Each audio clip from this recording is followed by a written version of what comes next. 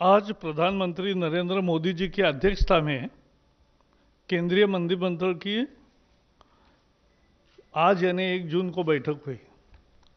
हमेशा बैठक बुधवार को होती है, लेकिन आज दूसरे कार्यकाल का ये पहली कैबिनेट, दूसरे कार्यकाल की 1 साल पूरे होने पर पहली कैबिनेट की मीटिंग है, इसलिए ये सोमवार को आज हुई है, पहला कामकाज का दिन है।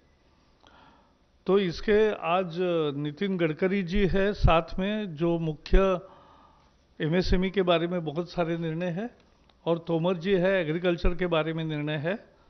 मैं शुरू में जो निर्णय हुआ उसका एक अंश आपके सामने पढ़ता हूँ। प्रधानमंत्री श्री नरेंद्र मोदी जी के अध्यक्षता में केंद्रीय मंत्रिमंडल की बैठक आज सोमवार 1 जून 2020 को संपन्न हुई। केंद्र सरकार द्वारा अपने दूसरे वर्ष के कार्यकाल में प्रवेश करने के बाद केंद्रीय मंत्रिमंडल की यह पहली बैठक थी। बैठक में ऐसे ऐतिहासिक फैसले लिए गए जिनका भारत की मेहनती किसानों, सूक्ष्म लघु एवं मध्यम क्षेत्र के उद्योग और रेडी पटरी वालों के रूप में काम करने वाले लोगों के जीवन पर एक परिवर्तनकारी प्रभाव पड़ेगा।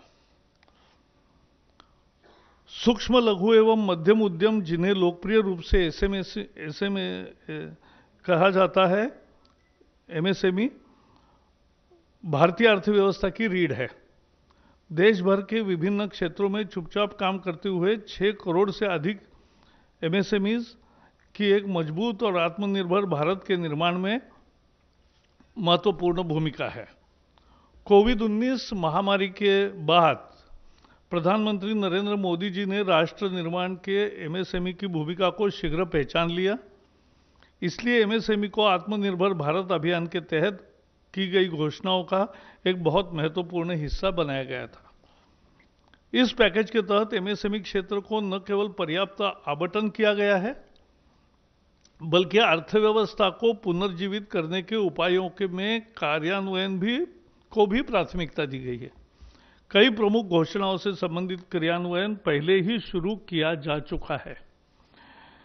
केंद्र सरकार ने आज आत्मनिर्भर भारत पैकेज के तहत अन्य घोषणाओं के प्रभावी क्रियान्वयन के लिए रोडमैप भी तैयार किया है। ये महत्वपूर्ण है और इसमें शामिल है एमएसएमई की परिभाषा में परिवर्तन है।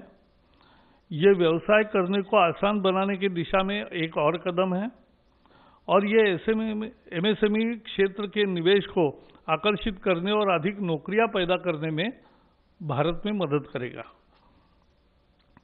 जो एमएसएमई संकट में है, उनको इक्विटी सहायता प्रदान करने के लिए अधीनस्थ ऋण के रूप में 20,000 करोड़ रुपए का प्रावधान का प्रस्ताव आज कैबिनेट द्वारा औपचारिक रूप से अनुमोदित किया गया। इससे 2 लाख ऐसे जो संकट में है ऐसे एमएसएमई को फायदा होगा। एमएसएमई के लिए 50,000 करोड़ रुपए की इक्विटी निवेश का प्रस्ताव भी पहली दफा हुआ है।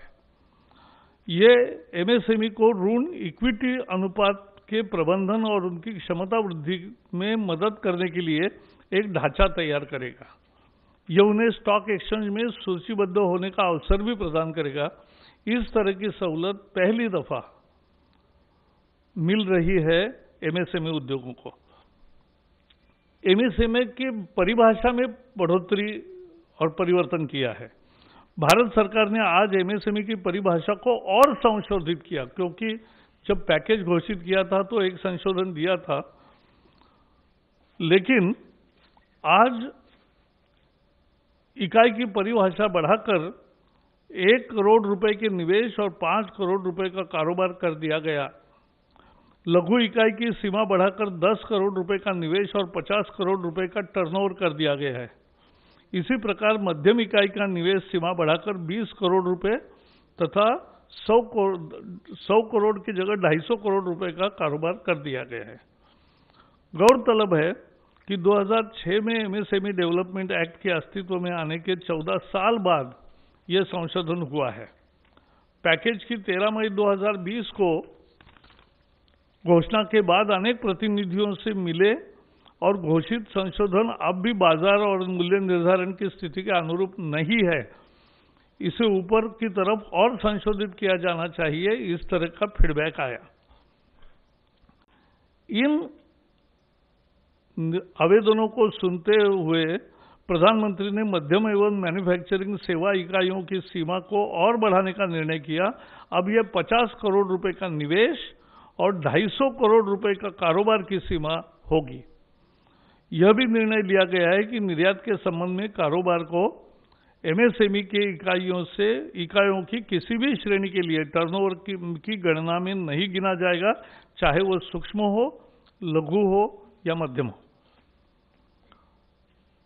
शहरी और आवास मंत्रालय ने विशेष सूक्ष्म ऋण योजना शुरू की है। इसके जरिए रेडी पटरी वाले, ठेले वाले, छोटा दुकान जो बिठाते हैं, सड़क पर माल बेचते हैं, उनकी क्षमता और उनका काम चले इसके लिए ज़्यादा ऋण उपलब्ध कराने के फैसला किया है। ये योजना लंबे समय तक चलेगी क्योंकि कामकाज फिर शुरू कर सके और अपना जीविकोपार्जन सही तरीके से कर सके। इस योजना के 50 लाख से अधिक पटरी सामान बेचने वाले ठेला वाले, हॉकर और रेडी पटरी वालों को लाभ मिलेगा। इनके द्वारा क्या क्या बेचा जाता है मालूम है आपको? सब्जी है, फल है, तैयार खाद्य पदार्थ है, चाय, पकोड़ा, ब्रेड, अंडा, कपड़ा, चप्पल, किताब, स्टेशनरी की आपूर्ति, बहुत सारे वस्तुएं यहाँ बेची जाती है, हम खरीदते हैं। इसके अंतर्गत सलून, मोची, लॉन्ड्री और पान की दुकानें भी आएगी। भारत सरकार कोविड-19 के दौरान इनके समक्ष आई परेशानी के प्रति संवेदनशील रही है।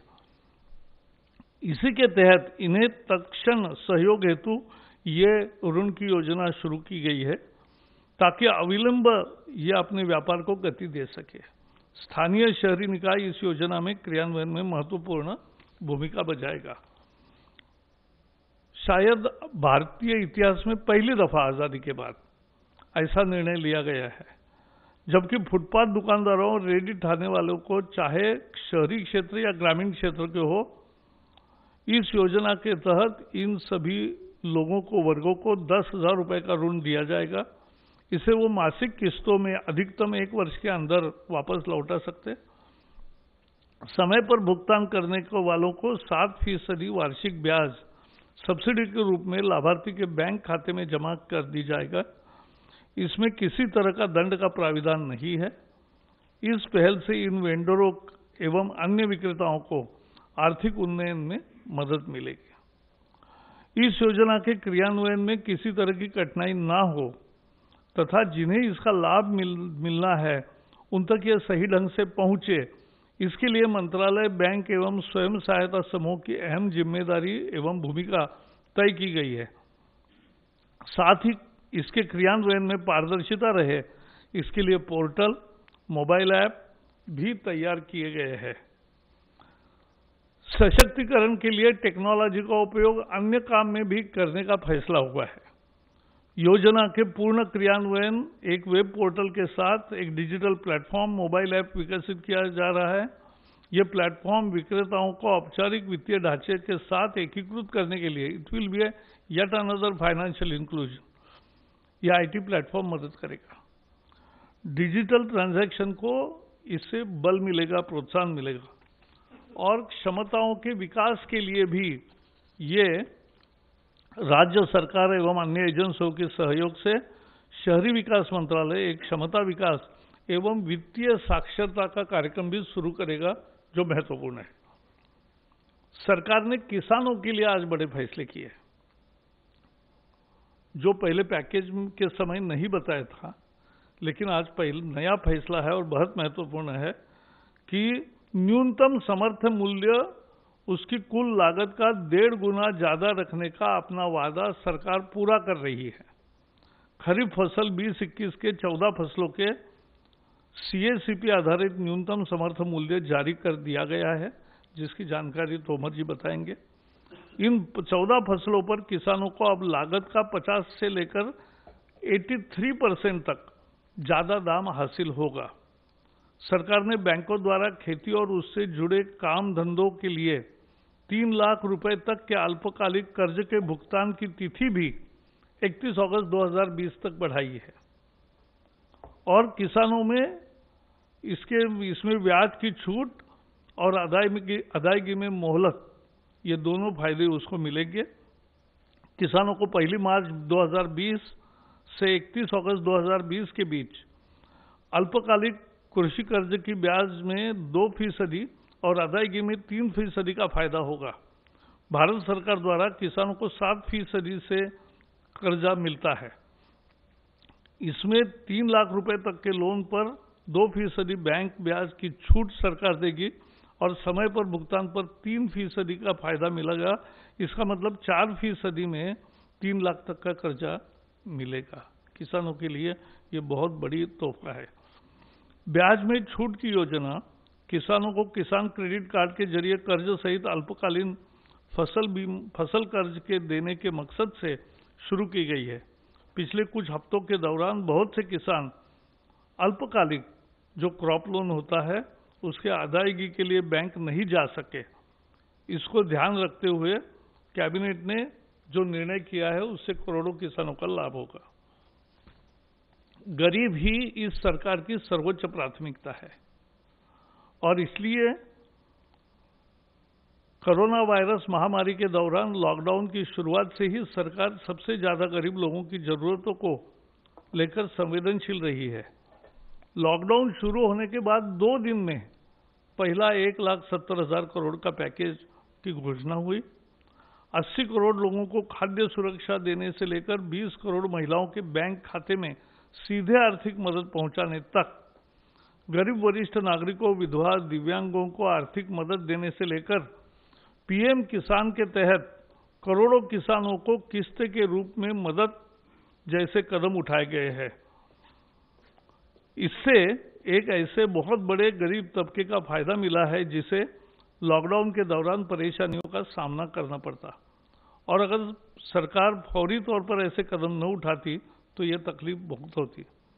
ये घोषणाएं नहीं रही, कुछ ही दिनों के भीतर करोड़ों लोगों तक सीधे तौर पर नकदी अथवा वस्तु रूप में मदद पहुंचाई गई। 80 लाख टन से ज्यादा अनाज पहुंचाया गया। सभी बाकी पैसा जो देना था वो डीबीटी के माध्यम से दिया गया है।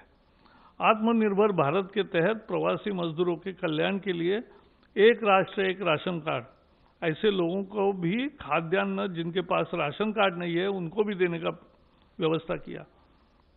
मकान के लिए रियायती किराए वाली नई योजना गृह निर्माण की, और ऐसे ही तमाम अन्य कदमों की घोषणा की गई है। किसानों के कल्याण को लेकर व्यापक सुधारों का ऐलान किया गया है। किसानों को उन जंजीरों से मुक्त किया है, क्योंकि वो सुधार इतने महत्वपूर्ण है एपीएमसी को लेकर। क्यों किसानों को उन जंजीरों से मुक्त जिसमें वे जकड़े थे और उनकी आमदनी को बढ़ाने के उपाय अब किए गए हैं। इसके अलावा खेती से जुड़े बुनियादी ढांचे में व्यापक निवेश का भी प्रस्ताव है। खेती से जुड़ी अन्य गतिविधियां जैसे मछली पालन को भी वित्तीय मदद दी गई है। भारत सरकार ने हर मोड़ पर समाज के सबसे जरूरतमंद तबके के साथ एकजुटता दर्शाई और उसकी मदद की है। तो ये आज एक बहुत महत्वपूर्ण फैसला हुआ है, और ये तीनों फैसले किसानों के लिए, समर्थन मूल्य का भी फैसला, ऋण के बारे में फैसला, और एमएसएमई लघु उद्योग, सूक्ष्म उद्योग और मंझले उद्योग का ये किया है। दोनों मंत्री आपके समक्ष है। मैं नितिन जी को रिक्वेस्ट करूंगा कि वो बताएं। अच्छा, पहले तोमर जी अपनी कृषि के संबंध में रखेंगे।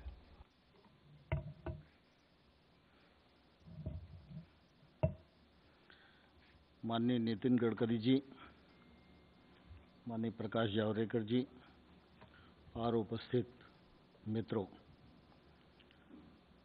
आज मंत्रिपरिषद की बैठक माननीय प्रधानमंत्री जी की अध्यक्षता में संपन्न हुई, और उस बैठक में विभिन्न मंत्रालयों से संबंधित आम आदमी को राहत और मदद देने की दृष्टि से निर्णय किए गए। उन निर्णयों की कुछ झलक माननीय प्रकाश जी ने अपने वक्तव्य में दी है। मैं उनकी बात को थोड़ा आगे बढ़ाना चाहता हूं। आप सभी और सारा देश इस बात का साक्षी है कि वायरस का संकट के समय भी जब लॉकडाउन रहा उस समय भी भारत सरकार और प्रधानमंत्री जी की प्राथमिकता पर गांव और गरीब किसान निर्णयों के केंद्र में हमेशा रहा। चाहे गरीब कल्याण योजना के माध्यम से राहत देने का सवाल हो या कृषि के क्षेत्र में कामकाज न रुके इस दृष्टि से अनुमतियां देने का सवाल हो।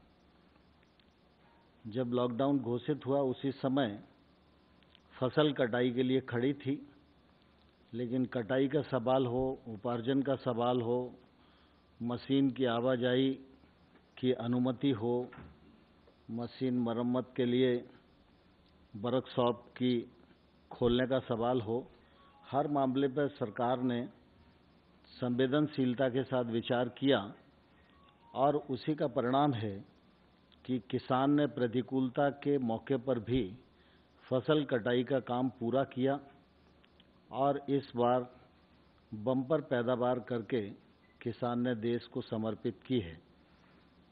सरकार उपार्जन के प्रति भी काफ़ी गंभीर थी और इसलिए उपार्जन की प्रक्रिया अभी चली रही है, लेकिन आज दिनांक तक गेहूं की खरीद 360 लाख मीट्रिक टन हो चुकी है। गत वर्ष ये 342 मीट्रिक टन थी। धान की खरीद 95 लाख मीट्रिक टन हो चुकी है। गत वर्ष यह 90 लाख मीट्रिक टन थी। दलहन और तिलहन की खरीद अभी चल रही है और अभी 16.07 लाख मीट्रिक टन खरीद हुई है। ये गत वर्ष 15 लाख मीट्रिक टन थी। आप सबके ध्यान में है कि 18-19 में सरकार ने एक निर्णय किया था कि किसान को उसके उत्पादन में लागत का कम से कम 50% मुनाफा मिलना चाहिए। स्वामीनाथन साहब ने एक अध्ययन के बाद अपनी रिकमेंडेशन की थी और ये रिकमेंडेशन काफ़ी देश में घूमती रही, लेकिन माननीय प्रधानमंत्री नरेंद्र मोदी जी के नेतृत्व में इन रिकमेंडेशनों को स्वीकार भी किया गया और अमल भी किया गया। और पिछले बार रबी की जो दरें घोषित की गई थी उन्हीं दरों पर ये जो मैंने बताया कि उपार्जन का काम हुआ है। आज फिर कृषि लागत एवं मूल्य आयोग की जो रिकमेंडेशन है 14 फसलों के लिए वो आ गई हैं, मंत्रिपरिषद के समक्ष विचाराधीन थी और आज मंत्रिपरिषद ने उनको अपनी स्वीकृति प्रदान कर दी है। जैसे धान को देखेंगे तो लागत का 50% अधिक मुनाफे को ध्यान में रखते हुए 1868 यह घोषित की गई है। इसी प्रकार से ज्वार हाइब्रिड को देखेंगे तो ये इसमें भी 50% मुनाफा हो, इस दृष्टि से 2620 घोषित की गई है। बाजरा को अगर हम देखेंगे तो 150 उस 83% को ध्यान में रखते हुए 2150 घोषित किया गया है। ऐसे ही रागी में 50% की वृद्धि है, मक्का में 53% की वृद्धि है, तूर अरहर में 58% की वृद्धि है, मूंग में 50% की वृद्धि है, उड़द में 64% की वृद्धि है, मूंगफली में 50% की वृद्धि है, सूरजमुखी में 50% की वृद्धि है, सोयाबीन में 50% की वृद्धि है, तिल में 50% की वृद्धि है, राम तिल में 50% की वृद्धि है और कपास में 50% की वृद्धि है। यह जो कृषि लागत और मूल्य आयोग है यह सामान्य तौर पर एक पूरा मैकेनिज्म बना हुआ है जिसमें वो लोग मिलकर कृषक की उत्पादन में जो लागत आ रही है और लागत के समय जो जो चीज़ें उपयोग होती हैं, चाहे वो बीज की कीमत हो, खाद की कीमत हो, मानव का श्रम हो, बैल का श्रम हो, मशीन का खर्चा हो, डीजल हो, बाकी सारी चीज़ों को जोड़कर वो ये तय करते हैं कि लागत कितनी आ रही है और उसके ऊपर समर्थन मूल्य कम से कम 50% और उससे अधिक, जैसे मैंने 64 भी बताया, 83 भी बताया, इतना प्रतिशत उसमें बढ़ा है। इसका लाभ निश्चित रूप से किसानों को बड़ी मात्रा में अगले बार होने वाला है। इसी प्रकार से अभी ब्याज छूट स्कीम के बारे में माननीय प्रकाश जी ने जिक्र किया था, तो ये ब्याज छूट योजना भारत सरकार की है। बैंकों का ब्याज हम लोगों को मालूम है कि 9% है। भारत सरकार 2% की अपनी तरफ से सब्सिडी देती है, तो 7% ब्याज पर किसान को कर्ज मिलता है और अगर किसान समय पर उसको चुका दे तो 3% की सब्सिडी उसे और मिलती है। तो ऐसे कुल मिला के अगर समय पर किसान अपना फसली ऋण चुकाने में सफल होता है तो किसान को 4% ब्याज पर कर्ज मिलता है। इस बार आपको ध्यान है कि 31 मार्च भी लॉकडाउन की स्थिति में था, तो उस समय हम लोगों ने सोचा कि 31 मई तक शायद ये ठीक ठाक स्थिति आ जाएगी, लेकिन अभी भी सामान्य स्थिति नहीं है और इसलिए पहले चरण में 31 मई तक उनको छूट दी थी कि वो अपना पैसा जमा कर दें, लेकिन अभी भी ऐसी स्थिति है कि कई जगह खरीद का काम भी चल रहा है, कई जगह बैंक में जाना थोड़ा दुर्लभ ही हो रहा है। इसलिए किसानों के हित में माननीय प्रधानमंत्री जी ने इस तिथि को बढ़ाकर अब 31 अगस्त कर दिया है।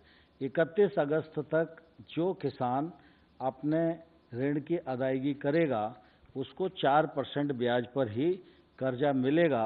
मैं समझता हूँ ये किसानों के लिए निश्चित रूप से बहुत बड़ी राहत है और इस दिशा में प्रधानमंत्री जी निरंतर सोचते भी रहते हैं।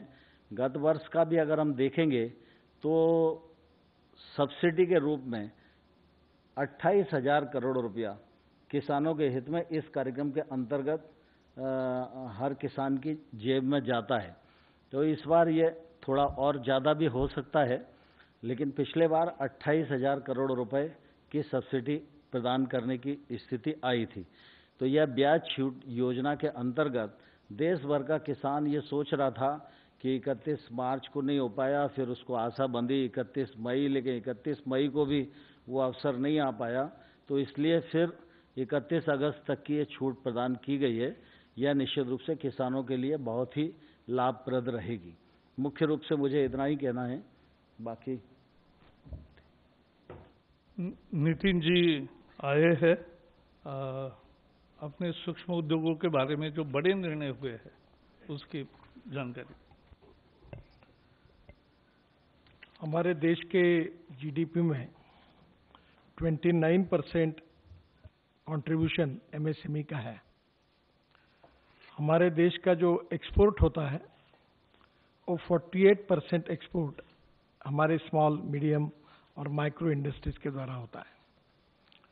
हमारे देश में अभी तक 6 करोड़ एमएसएमई है और इसके आधार पर आज मोटे तौर पर जो आंकड़ेवारी उपलब्ध है उससे 11 करोड़ से ज़्यादा जॉब्स एमएसएमई ने दी है। इस एमएसएमई की कोई मूलभूत समस्या भी थी और आज प्रधानमंत्री जी की अध्यक्षता में काफ़ी अच्छे और बड़े निर्णय आज हुए हैं और निश्चित रूप से ये निर्णय देश के औद्योगिक विकास में बहुत ऐतिहासिक बदल करेंगे। आपको पता होगा कि 2006 में एक एक्ट पास करके एमएसएमई की व्याख्या की गई थी और वो व्याख्या जो थी वो उसके बाद घोषणा और उसमें आज का बदल, 3 बातों की जानकारी मैं आपको दे रहा हूँ। एग्जिस्टिंग यानी सबसे पहले पुराना जो बात थी उसमें मैन्युफैक्चरिंग सेक्टर और सर्विस सेक्टर दोनों अलग किए गए थे और उसमें माइक्रो सेक्टर में इन्वेस्टमेंट यानी टर्म लोन जो होता है जिसे इसमें इक्विपमेंट एंड फिक्स मशीनरी जो होती है, प्लांट एंड मशीनरी इक्विपमेंट, उसकी कॉस्ट वो माइक्रो में 25 लाख थी और टर्नओवर जो था वो 10 लाख का था। अब माइक्रो में जो अनाउंसमेंट हुई थी उसमें इन्वेस्टमेंट 1 करोड़ की हुई और टर्नओवर 5 करोड़ का हुआ, 10 लाख का एकदम 5 करोड़ हो गया। बाद में आज जो मीटिंग हुई उसमें यही कायम रखा हुआ है।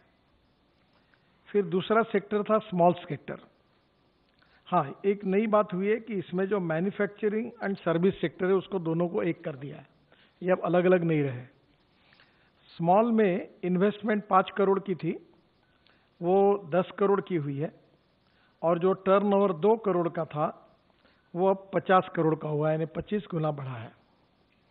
जो मीडियम इंडस्ट्रीज थी उसके लिए पहले इन्वेस्टमेंट 10 करोड़ थी और टर्नओवर 5 करोड़ का था। जो घोषणा हुई 13 मई को, जो पैकेज हुआ था उसमें इन्वेस्टमेंट हुई थी 20 करोड़ की और टर्नओवर हुआ था 100 करोड़ का। आज प्रधानमंत्री जी की अध्यक्षता में बहुत ही ऐतिहासिक फैसला हुआ, क्योंकि हमने अलग अलग एसोसिएशन से जब इंटरेक्शन किया और अलग अलग प्रकार के एसोसिएशन से इंटरेक्शन करने के बाद सबने हमें ये कहा कि ये जो टर्न लिमिट है ये बढ़ानी चाहिए और जो एक्सपोर्ट करते हैं हम लोग वो टर्नओवर इससे निकाल देना चाहिए। तो आज हमने उनकी बात भारत सरकार ने स्वीकार की और प्रधानमंत्री जी की अध्यक्षता में ये मीटिंग में निर्णय हुआ कि अब जो प्लांट एंड मशीनरी में इन्वेस्टमेंट होगी इक्विपमेंट में, वो इन्वेस्टमेंट 50 करोड़ तक रहेगी।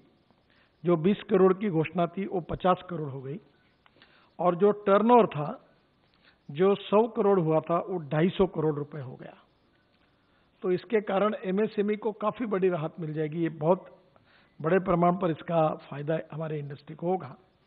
पर यह करते समय इसके साथ और एक फैसला लिया गया कि चाहे माइक्रो हो, चाहे स्मॉल हो, चाहे मीडियम हो, वो जितना एक्सपोर्ट करेंगे वो एक्सपोर्ट का टर्नओवर इसमें नहीं पकड़ा जाएगा।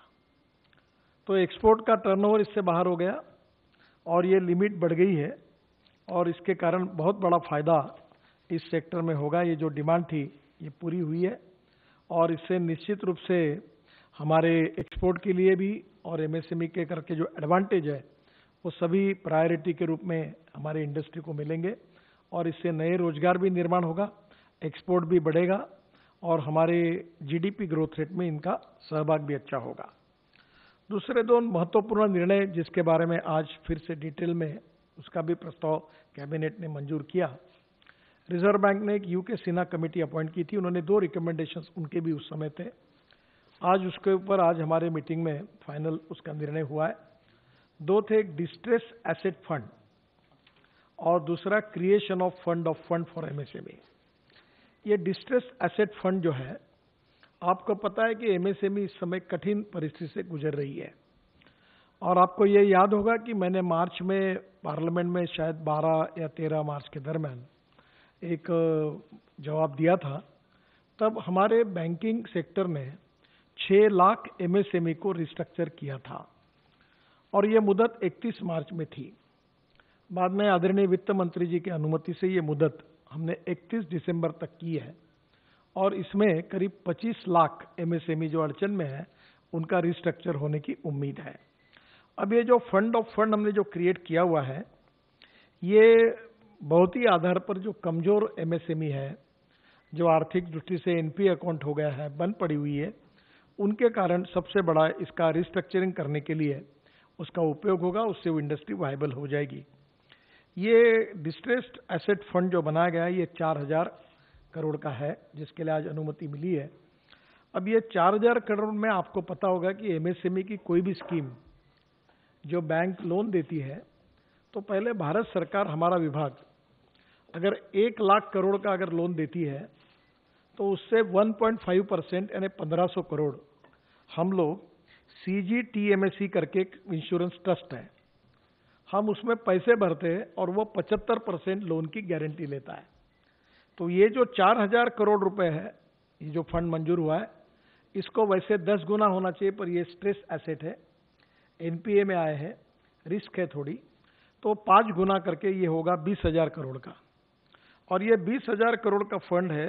इसमें सबसे इम्पोर्टेंट चीज यही है कि जिस एमएसएमई की ऋण जो है, इसको उनको हर जो अड़चन में आई है, प्रेजेंटली जो हमारे एनपीए के नॉर्म्स है, इसमें रिस्ट्रक्चरिंग हो नहीं सकता क्योंकि पॉलिसी में ये बैठते नहीं।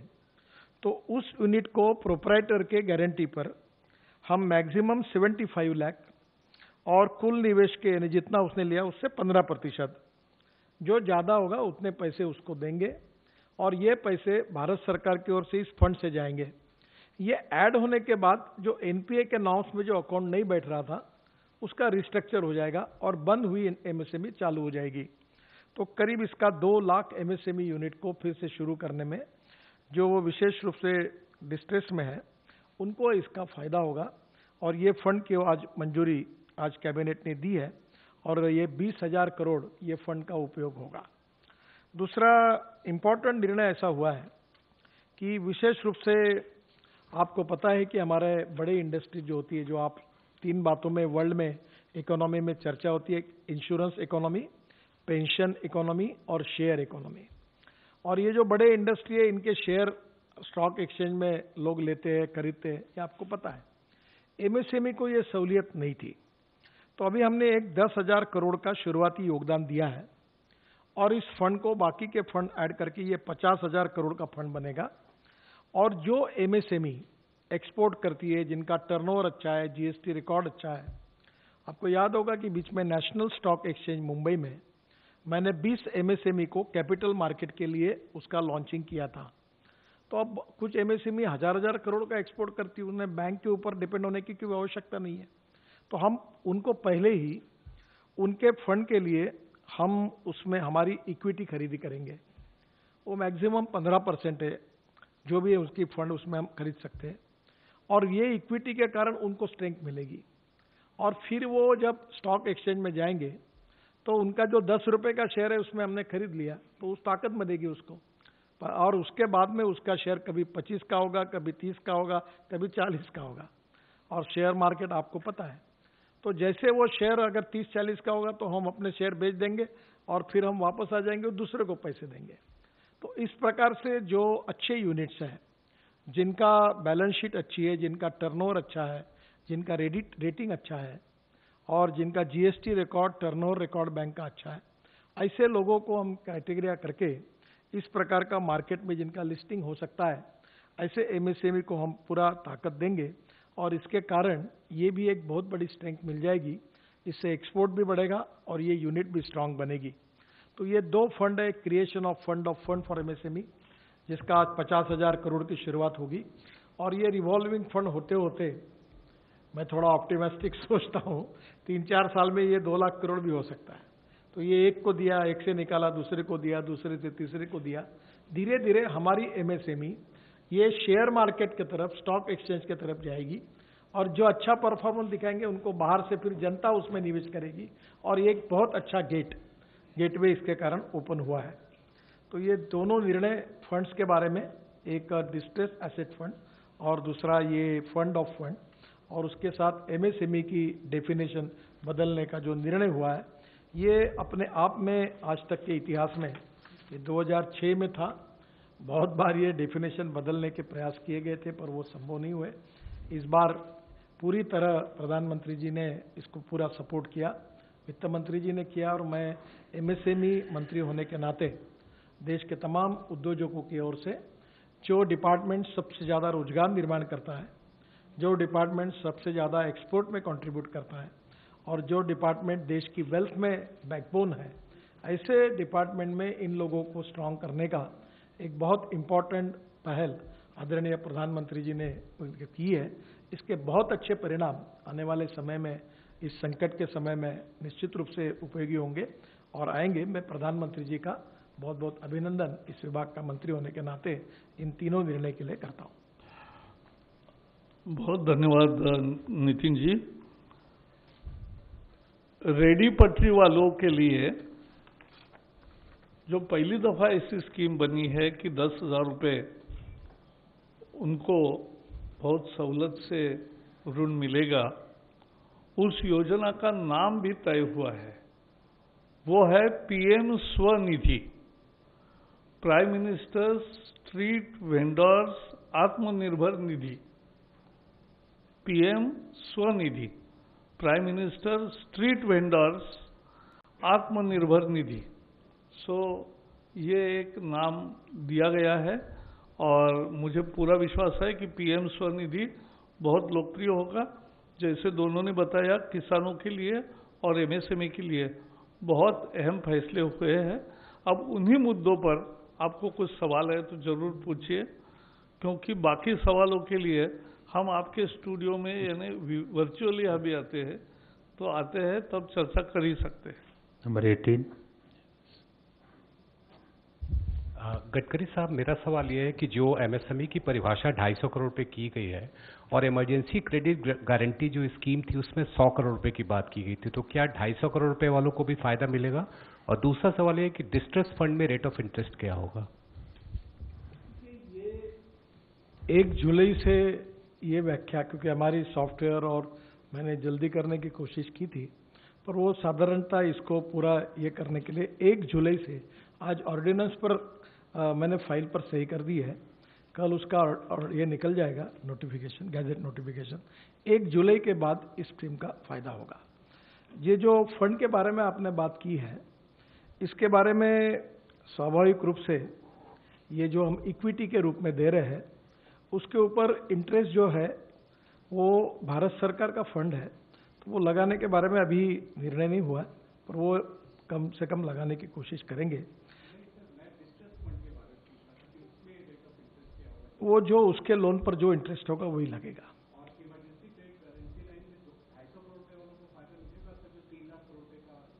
देखिए, वो जो 3 लाख करोड़ जो फंड हमने दिया है, वो जिनका 100 करोड़ तक टर्नओवर है और जिनको 25 करोड़ के टर्म लोन है, उन्हीं को 3 लाख करोड़ का फायदा होगा। ये 250 करोड़ और ये विदाउट कोलैटरल, ये आपको 20% लोन मिलेगा और उस पर जो उसके अकाउंट पर इंटरेस्ट होगा वही मिलेगा। 20% एडिशनल लोन मिलेगा। मतलब स्पष्ट है कि 250 करोड़ वाले इसमें नहीं आएंगे?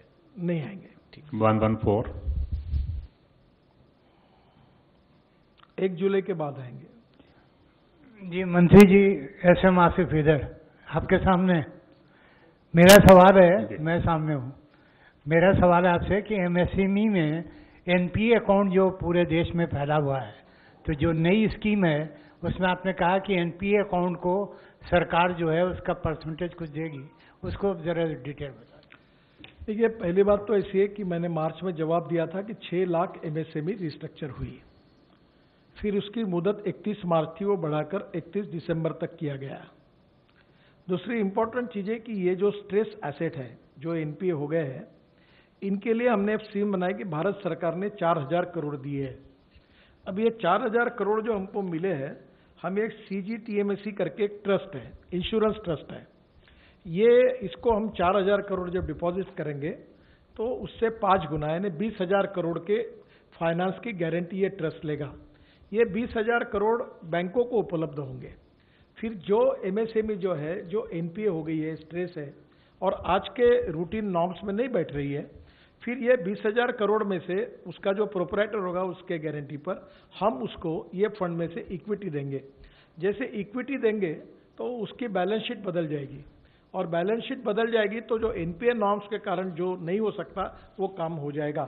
तो उसके बाद 2 लाख एमएसएमई जो आज के कानून में रिस्ट्रक्चर नहीं हो सकती, वो 20,000 करोड़ का फंड यूज करने के कारण वो रिस्ट्रक्चर हो जाएगी और वो जो बंद पड़ी हुई एमएसएमई है, अड़चन में है, एकदम आखिरी इसमें, उन लोगों को एक प्रकार से ऑक्सीजन मिलकर वो फिर से बाहर आएगी। ये उसका 13।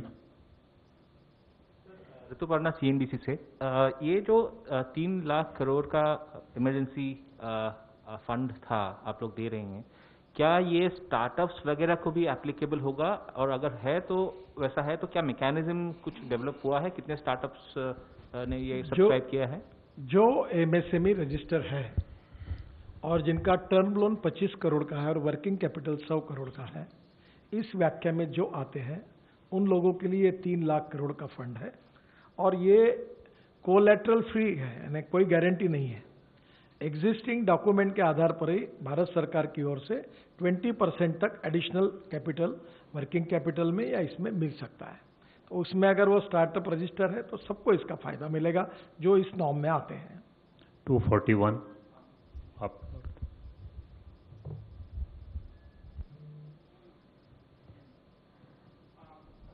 तो भर सर, जैसा कि आपने कहा कि किसानों को जो सुविधा दी गई थी वो पहले 31 मई तक दी गई थी, अब उसे 31 अगस्त तक कर दिया गया था।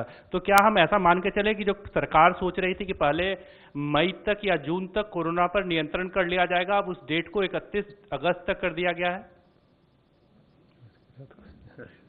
कोई लिंक नहीं है, इसका कोई लिंक नहीं है।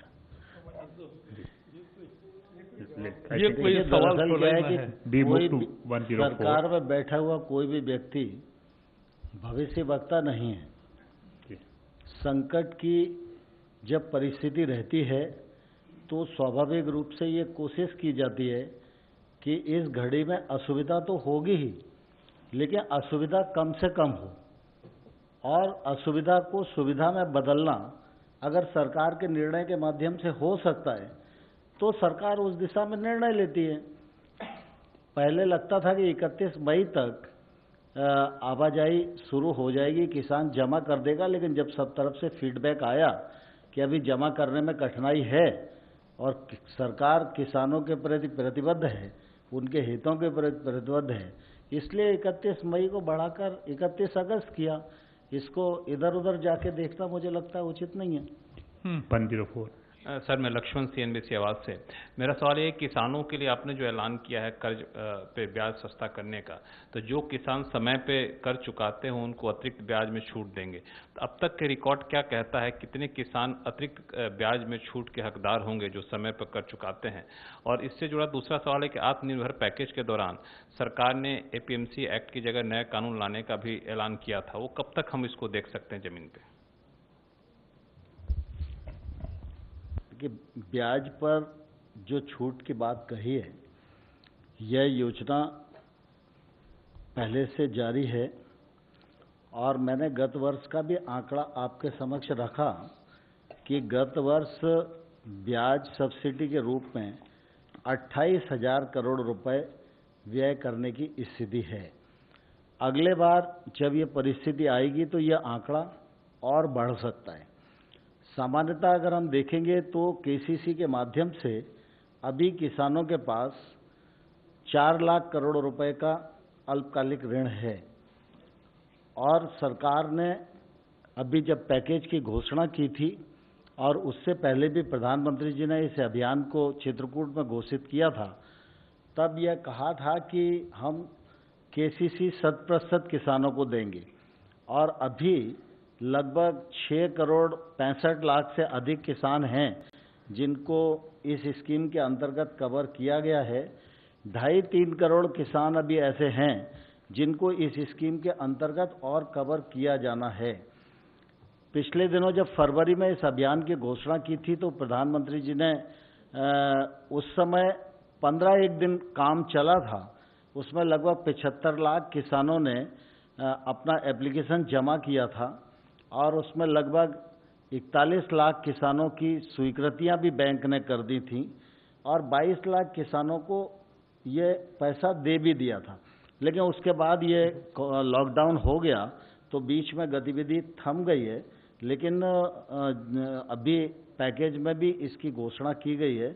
हम अभियान चला के कोशिश करेंगे कि जल्द ही ये 2.5-3 करोड़ जो किसान बचे हुए हैं इनको KCC के कवर के अंतर्गत लाया जाए, और ये सब आ जाएंगे तो लगभग 2 लाख करोड़ रुपया और नीचे किसानों के पास पहुंचेगा। और वैसे भी अगर इस स्कीम के अंतर्गत देखें और विभिन्न स्कीमों के अंतर्गत जो किसान ऋण लेते हैं, कुछ KCC के माध्यम से लेते हैं, कुछ सीधा भी बैंकों से अन्य स्कीम के माध्यम से और अपने प्रयोजनार्थक लेते हैं, तो ऐसा लगभग 9 करोड़ किसानों के पास 8 लाख करोड़ रुपया अभी बैंक के द्वारा दिया गया है, और इस स्थिति को और आगे आने वाले कल में सरकार बढ़ाने वाली है। APMC के विषय में आपको मालूम है कि बहुत दिन से लगातार इस बात की कोशिश की जाती रही है कि किसान जो एक तौर से बंधन में बंधा हुआ है अपने उत्पाद को बेचने के लिए, इसका खुलना और इसे आज़ाद करना जरूरी है। आमतौर पर पहले भी सरकारों ने प्रयत्न किए, लेकिन सरकार उस दिशा में आगे कुछ कर नहीं पाई। और फिर नीति आयोग ने भी एक मॉडल एक्ट बनाया, उस एक्ट में भी राज्य सरकारों को भेजा गया, तो कुछ सरकारों ने उसको स्वीकार किया, किसी ने आंशिक रूप से स्वीकार किया।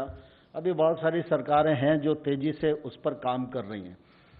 51 और पिछले दिनों आपने देखा कि जब की स्थिति हुई और उसमें ऐसा लग रहा था कि सोशल डिस्टेंसिंग, अगर मंडियां चालू होंगी उपार्जन के लिए थोड़ा ये मामला टूटेगा, तो केंद्र सरकार के कृषि मंत्रालय ने और गृह मंत्रालय ने एडवाइजरी जारी की थी सभी राज्यों को कि 3 महीने के लिए एपीएमसी एक्ट से हमें छूट देना चाहिए, जिससे कि किसान कोई भी कहीं भी अपना खरीद सके, बेच सके, तो सामाजिक दूरी भी बनी रहेगी और किसी प्रकार के खतरे का सामना भी नहीं करना पड़ेगा।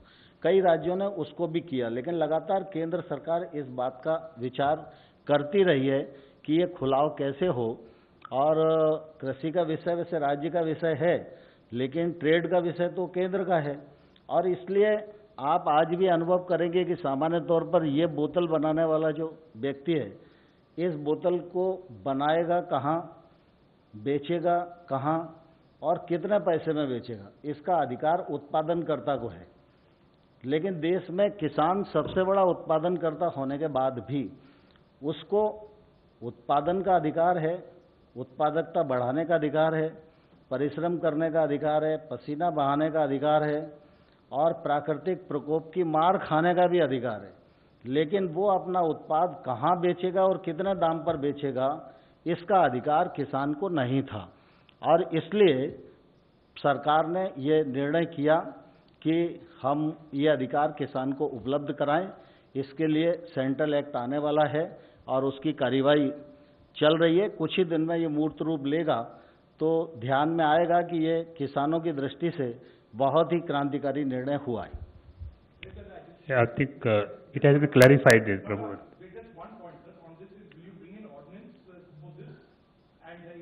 It can, Prabhu, this cannot be announced here, whether it's legislation or ordinance or this thing. देखिए, दरअसल क्या है कि जब तक कोई भी विषय विभाग से मंत्रिपरिषद में न पहुंचे और मंत्रिपरिषद उस पर निर्णय न ले, तब तक कोई भी चीज एडवांस में व्यक्त करना तो ये उचित भी नहीं है।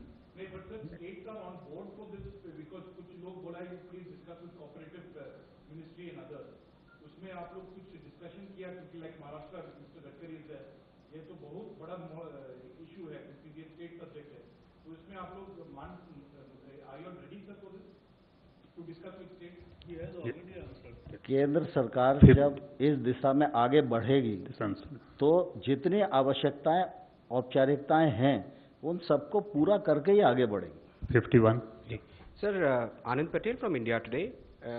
चाइनीज इंकर्जन्स जो हुई हैं लद्दाख में, उसके बाद देश में नाराजगी है। I think we restricted to cabinet. This is an important issue. The calls have been given to boycott Chinese. All your other important issues, there may be very important issues, लेकिन उसका उत्तर आप हमें अलग से इंटरव्यू करिए, हम देंगे। Last question 14. 14.